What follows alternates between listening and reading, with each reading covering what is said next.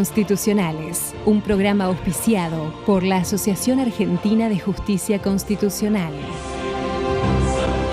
Bienvenidos a Aires Constitucionales, espacio de la Asociación Argentina de Justicia Constitucional. Pueden seguirnos en nuestras redes y encontrar todos nuestros programas en nuestro canal oficial de YouTube. Ahora vamos a una breve pausa y ya volvemos con nuestros invitados especiales del día de hoy. Aires Constitucionales, un programa auspiciado por la Asociación Argentina de Justicia Constitucional.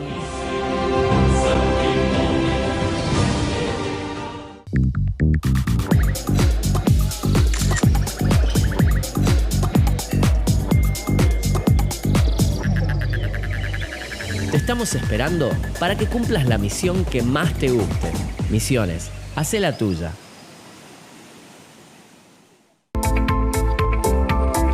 Alfa 2000 Soluciones Informáticas, empresa líder en software para comercio exterior, presenta la firma digital para firmar todo tipo de documentación de una forma práctica y segura. Software a medida para todo tipo de operaciones. Comuníquese al 4345-5150. www.alfa2000.com.ar. Cuidar es mucho más que una simple acción, es dar amor y dedicación. Es estar presente, es el primer abrazo en la mañana que te llena de energía y optimismo. Es la mano que se extiende para ayudar y es saber escuchar. Cuidar es proteger, es respeto, es cariño. Cuidar es todo un arte, de dar y recibir. En Os Patrones creemos que cuidar es nuestra misión más noble, porque no es solamente una obligación, es un privilegio y una oportunidad de dar bienestar. Os Patrones, sabemos cómo cuidarte.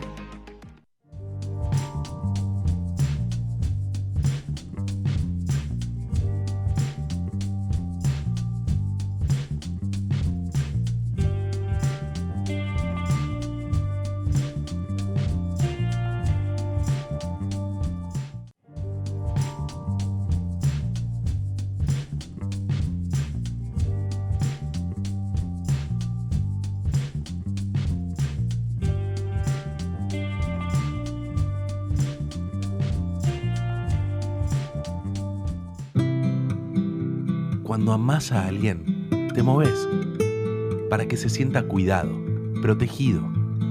Cuando amás lo que haces, te movés, te ocupás y no te rendís hasta obtener lo mejor. Cuando creces para brindar todo lo bueno que tenés adentro, te movés. Por eso en OSME nos movemos con lo último y lo mejor, para vos y tu familia, porque vos nos movés. OSME, tu salud nos mueve. En Vicente López la seguridad siempre fue una prioridad. Tenemos más de 2.000 cámaras funcionando y sumamos más patrullas en las calles. Porque cuando de seguridad se trata, no tenemos excusas. Trabajamos para mejorar ayer, hoy y siempre. Vivamos Vicente López.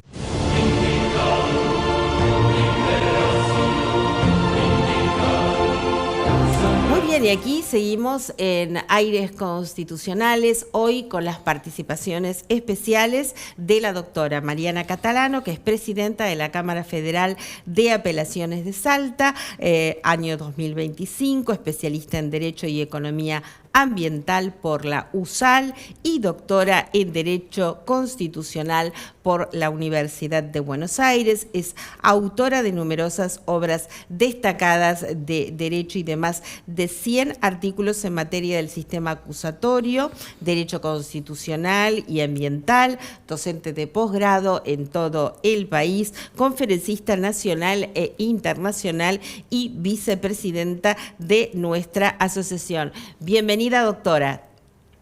Muchas gracias, Claudia. Hola, Jorge. Un gusto estar acá de nuevo. Desde allí, desde la provincia de Salta, vamos a presentar a nuestro invitado especial, el doctor Jorge Rode, que es especialista en Derecho Penal, profesor de la Universidad de Buenos Aires a cargo de la materia juicio por jurados. Bienvenido, doctor. Muchas gracias a Mariana Catalano por haberme propuesto y a vos y al programa por haberme invitado. Bueno, realmente un lujo para este espacio tenerlos a ambos. Bueno, hoy vamos a hablar del juicio por jurados, de una cuestión en particular que tiene que ver con las sentencias absolutorias, y la primera pregunta disparadora para ambos comienza aquí, Jorge, en el estudio, es ¿cuál es la regla general respecto de la posibilidad de recurrir una sentencia absolutoria en el juicio por jurados? Depende del modelo que tomemos, ¿sí? Hay dos modelos y Argentina es el único país en el mundo, increíblemente, que ha incorporado dentro del territorio los dos modelos, ¿sí? Tanto el escabino como el jurado clásico anglosajón, ¿sí? 11 provincias han incorporado el clásico anglosajón, es el más común, si se quiere, el más difundido culturalmente por las películas norteamericanas, y bajo este modelo en particular, la regla general es que las sentencias absolutorias son irrecurribles, ¿sí? ¿Por qué son irrecurribles? Bueno, básicamente porque se derivan de un veredicto de no culpabilidad que representa la voluntad soberana del pueblo, ¿sí? Y siempre y cuando esta decisión sea desincriminatoria o favorable al acusado, se entiende que obra como un obstáculo insalvable, ¿sí?, para la pretensión punitiva del Estado. Es decir, el Estado no puede avanzar más allá porque necesita ineludiblemente de que el pueblo le dé la razón en su pretensión de condena y de castigo hacia un ciudadano, ¿sí? En tanto y en cuanto eso no ocurre, luego no puede avanzar por medio de una herramienta recursiva posterior o algún artilugio legal como para modificar ese cuadro de situación, ¿sí? Claro. ¿Por qué? Pues estaría avanzando contra la decisión soberana del pueblo. Ese es el principio general. Luego hay excepciones, ¿sí? Que están ligadas por sobre todas las cosas a supuestos de soborno, coacción, intimidación, es decir, injerencias externas que pudieran haber condicionado de manera determinante la voluntad del pueblo, ¿sí? La voluntad de ese jurado. ¿Y por qué decía dos modelos? Porque bajo el otro modelo escabino, concretamente seguido por la provincia de Córdoba, se mantiene la bilateralidad recursiva, ¿sí? Tal como nosotros la conocemos en cualquier proceso ordinario ante un tribunal técnico, ambas partes pueden recurrir la decisión que les es adversa, por supuesto, dentro de los límites que prevé la ley para todos los casos. Bien, muy bien. Doctora Mariana Catalano tiene la palabra allí. Mira, retomando un poco lo que decía Jorge, es real lo de Córdoba. Lo que ocurre, digamos, Córdoba en varios aspectos es como una isla, la República de Córdoba en nuestro país. Es la única que tiene la bilateralidad recursiva porque es un modelo que principió el desarrollo del juicio por jurados en Argentina. Es la primera provincia que lo adopta en 2004 y se mantuvo, pese a las reformas de las distintas provincias, se mantuvo en sus 13. Y las nuevas incorporaciones provinciales en materia de juicio por jurado, las últimas son Santa Fe, a fines del 2024, a principios de 2024, y Salta a fines del 2024, ambas prevén la posibilidad de recurrir, pero solamente a la absolución, pero solamente en caso de soborno o de coacción, como bien dijo Jorge. Y después, bueno, me parece que podemos profundizar un poco de por qué me parece que esto queda corto, ¿no? Porque serían dos causales exógenas o de presión, de alguna manera, al juicio por jurado, al jurado, pero no prevén errores de derecho manifiestos o errores procesales manifiestos, que es un poco lo que se ve, lo que generó mucha polémica en el caso Pitman. Perfecto. Acá entonces se está hablando ya de la cuestión también de irrecursibilidad de las absoluciones, irrecurribilidad de las absoluciones para el principio esto de bilateralidad recursiva que tradicionalmente tiene el sistema argentino, el sistema jurídico argentino. ¿Qué implicaciones habría? Mariana. puedes contestar. Bueno, dale. Mira, yo haciendo una mirada desde el punto de vista convencional, del derecho convencional, debemos admitir que lo que reconoce la Convención Americana de Derechos Humanos y el Pacto Internacional de Derechos Civiles y Políticos, artículo 8.1, 14.1 respectivamente, es el derecho a recurrir por parte de la persona física, es decir, por parte del condenado en una sentencia, tiene derecho a recurrir. No dice nada de la persona física. La Corte esto lo fue interpretando y fue diciendo, bueno, pues bien, el derecho al recurso solamente asiste a la persona humana inculpada en un proceso judicial. Entonces, el Ministerio Público, como no es persona humana y de hecho no es condenada, estaría fuera de lo que es la garantía convencional.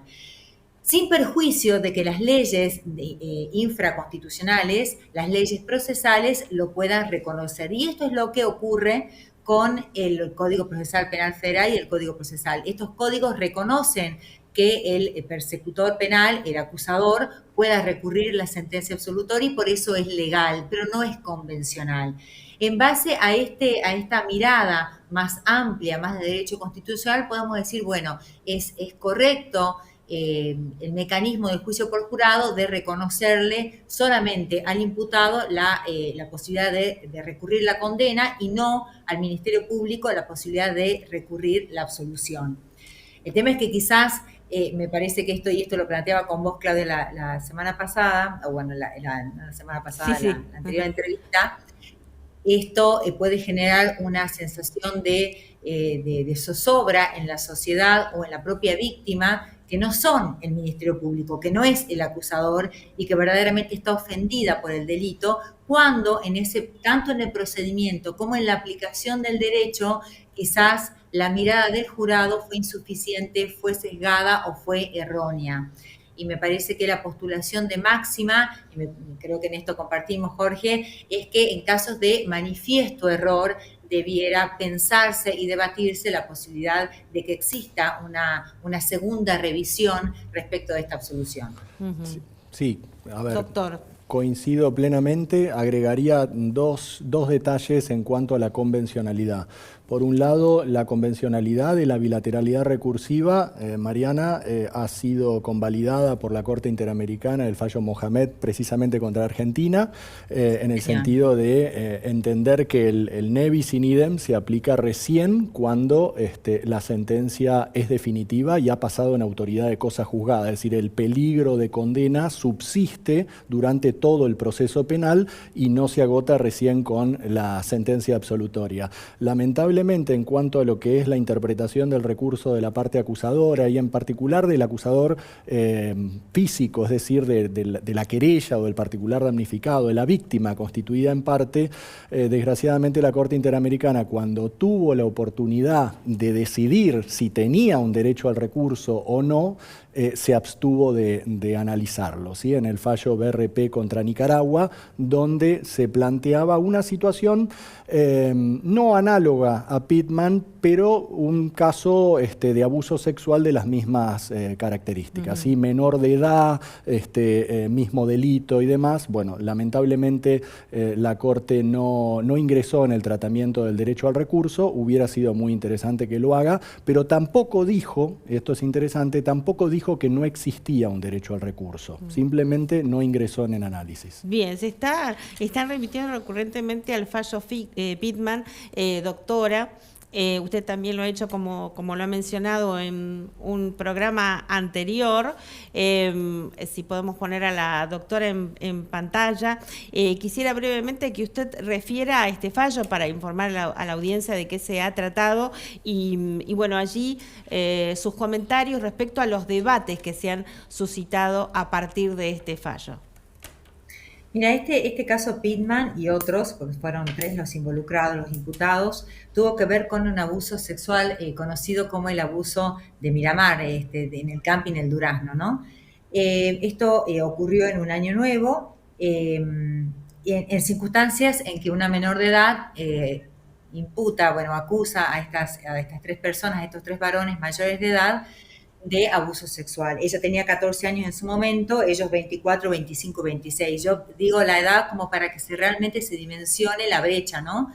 de edad entre la víctima, la supuesta víctima y los victimarios.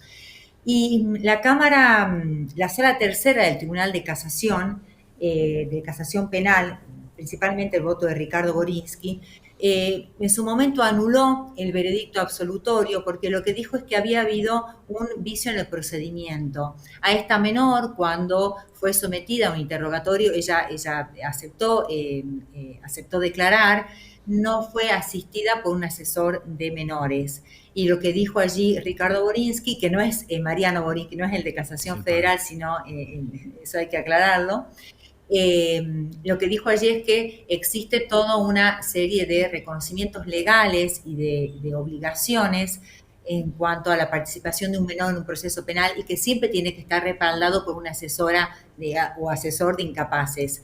¿Qué había ocurrido? En el marco del debate se le permitió a la psicóloga contenerla a la menor, digamos, presenciarla, y al asesor de menores se le permitió acompañar, pero no interactuar. Entonces, lo que entendió este juez Ricardo Borinsky es que esa intervención había sido defectuosa en los términos de esta ley y que más allá de la perspectiva de género había que tener una perspectiva de niñez, y entraba en juego también la Convención de los Derechos del Niño. Era una niña de 14 años frente a 3 adultos.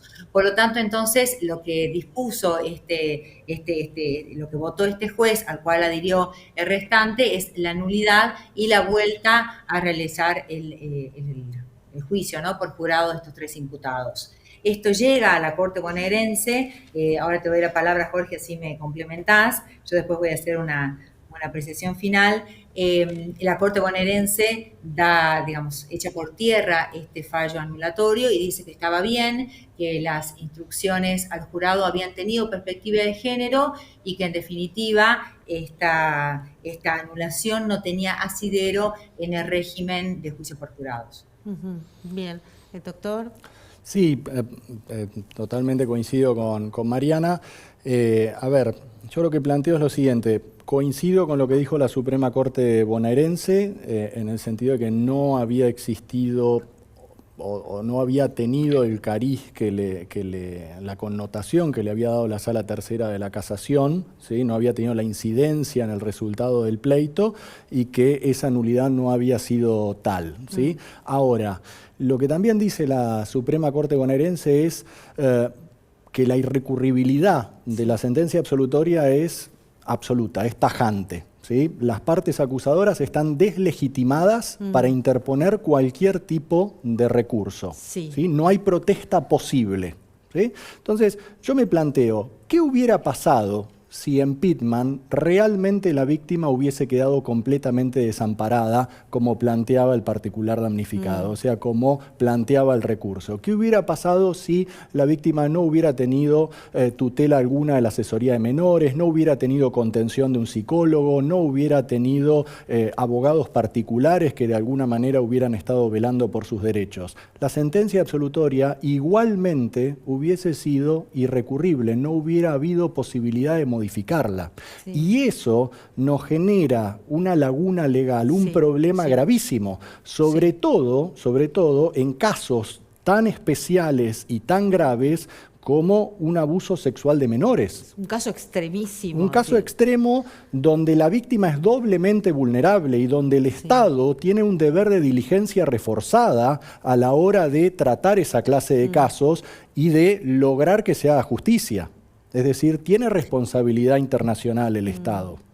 Sí, doctora, allí la ponemos en pantalla, la doctora, por favor. Ahí, gracias. Si me permitís hacer una adenda. Mira, a mí me parece que, digamos, yo coincido desde el punto de vista jurídico con el pensamiento de Jorge, pero yo en la visión de este fallo soy más crítica, porque a mí me parece que en este fallo, y es lo que marcó, y esto no fue controvertido, la asesora de menores actuó como mera observadora, no se le permitió una participación activa en defensa de la niña. Y por otro lado, lo que dice la Corte bonaerense es que hubo perspectiva de género, y lo que me parece que faltó ahí es perspectiva de niñeces. Vos bien lo dijiste, Jorge, hay acá una diligencia reforzada porque hay 2 perspectivas convencionales obligatorias para el Estado porque es una niña.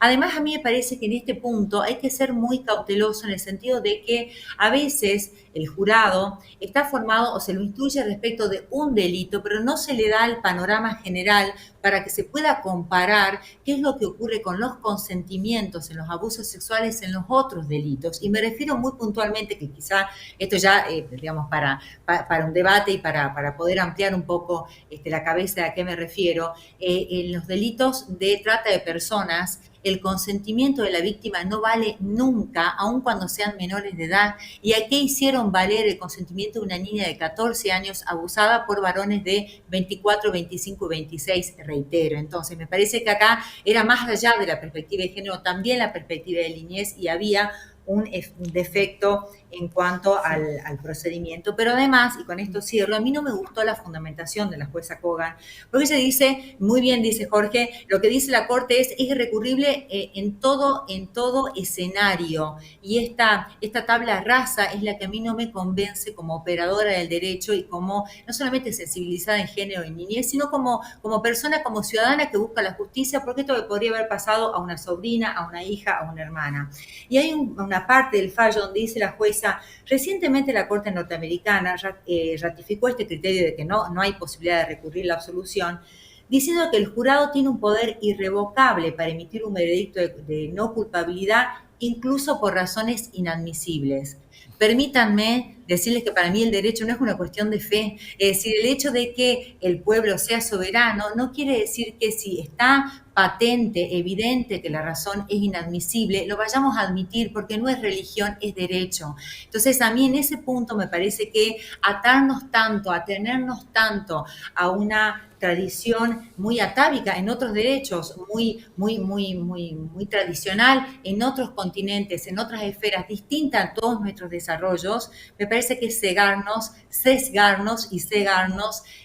a la aplicación del derecho, ¿no? A mí esta frase y la invocación de esta jurisprudencia realmente me saltó la térmica, por así decirlo. Sí, absolutamente.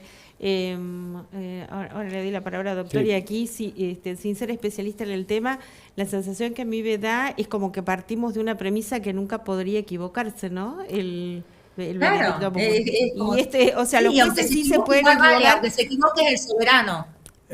Claro, pero a mí lo que me surge es esto. Los jueces sí se pueden equivocar, pero un jurado no.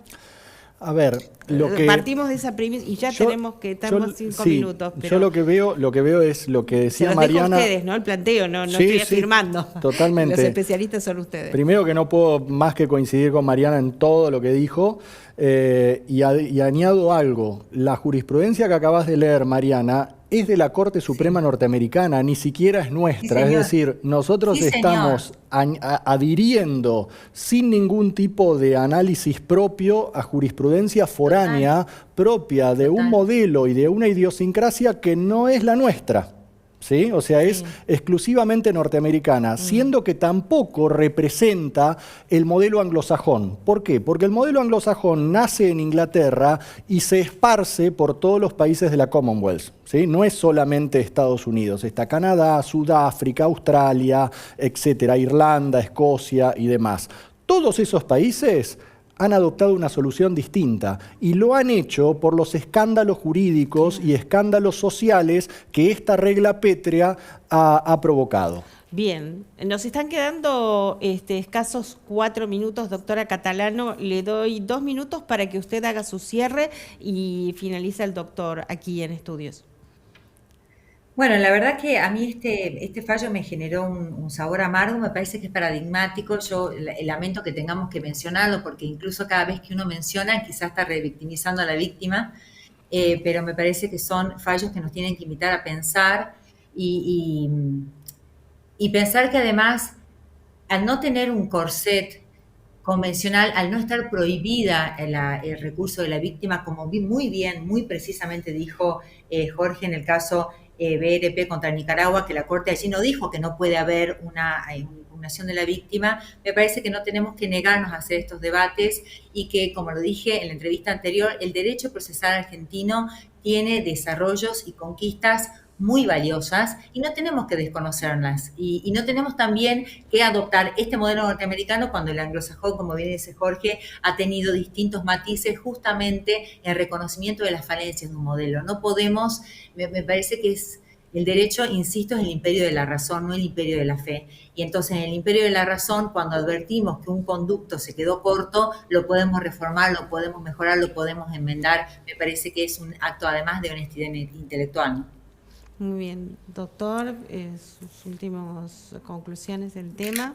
No, adhiero totalmente a lo que dijo Mariana. Lo que agregaría es que estamos en presencia de una suerte de trasplante legal porque estamos imitando casi al pie de la letra la legislación norteamericana. Inclusive ahora hay proyectos para trasplantar las reglas federales de evidencia, y que a la hora de hacer un trasplante legal, primero hay que ver la compatibilidad con nuestro derecho interno.